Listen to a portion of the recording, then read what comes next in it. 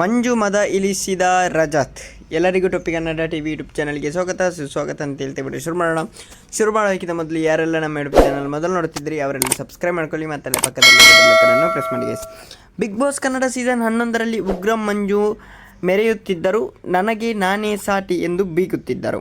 ಅವರಿಗೆ ಸೇಡು ಹೊಡೆಯೋಕ್ಕೆ ಒಬ್ಬರ ಅವಶ್ಯಕತೆ ಇತ್ತು. ಇದಕ್ಕೆ ಸರಿಯಾಗಿ ರಜತ್ ಹಾಗೂ ಶೋಭಾ ಅವರನ್ನು ಕರೆಸಲಾಯಿತು. ಶೋಭಾ ಸೈಲೆಂಟ್ ಆದರೆ ರಜತ್ ಮಾತ್ರ ವೈಲೆಂಟ್ ಅವತಾರದಲ್ಲಿ ಮಿಂಚುತ್ತಿದ್ದಾರೆ. ಅವರು ಮಂಜುನ ಮದ ಇಳಿಸುವ ಪ್ರಯತ್ನದಲ್ಲಿ ಇದ್ದಾರೆ. ಅವರ ಆಟಕ್ಕೆ ಅನೇಕರಿಂದ ಮೆಚ್ಚುಗೆ ಸಿಕ್ಕಿದೆ.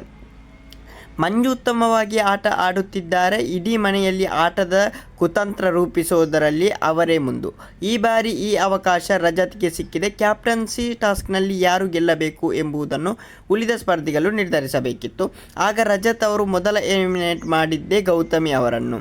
ಮಂಜು ಅವರ ಆಪ್ತ ಎನ್ನುವ ಕಾರಣಕ್ಕೆ ಗೌತಮಿಯನ್ನು ಹೊರಕ್ಕೆ ಇಡಲಾಯಿತು. ಆ ಬಳಿಕ ಮಂಜುನ ಆಟದಿಂದ ಎಲಿಮಿನೇಟ್ ಮಾಡಿದರು. ಮಂಜುಗೆ ತಾವು ಆಟದಿಂದ ಹೊರಗೋಗೋದು ಪಕ್ಕ ಆಗುತ್ತಿದ್ದಂತೆ ವರಸೆ ಬದಲಿಸಿದರು.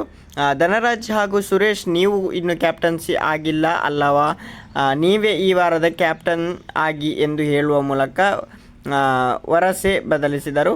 ಇದು ರಜತ್ ಗಮನಕ್ಕೆ ಬಂದಿದೆ. ಅವರು ಇದಕ್ಕೆ ಸರಿಯಾಗಿ ಕೌಂಟರ್ ಕೊಟ್ಟಿದ್ದಾರೆ. 5 ಜನ ಸೇರಿ ನಿಮ್ಮನ್ನು ಸೋಲಿಸಿದೆವು. ನಮಗೆ ನೀವು ಕ್ಯಾಪ್ಟನ್ ಆಗೋದು ಇಷ್ಟ ಇರಲಿಲ್ಲ. ನಿಮ್ಮ ಕ್ಯಾಪ್ಟನ್ಸಿ ನೋಡುವ ಅವಕಾಶ ನಮಗೆ ಬೇಡ. 60 ದಿನಗಳಿಂದ ಕಿಸಿದಿದ್ದು ನೋಡಿದ್ದೇನೆ. ನೀವು ಸೋತಿದ್ದಕ್ಕೆ ಸಖತ್ ಉರಿಯುತ್ತಿದ್ದೆ.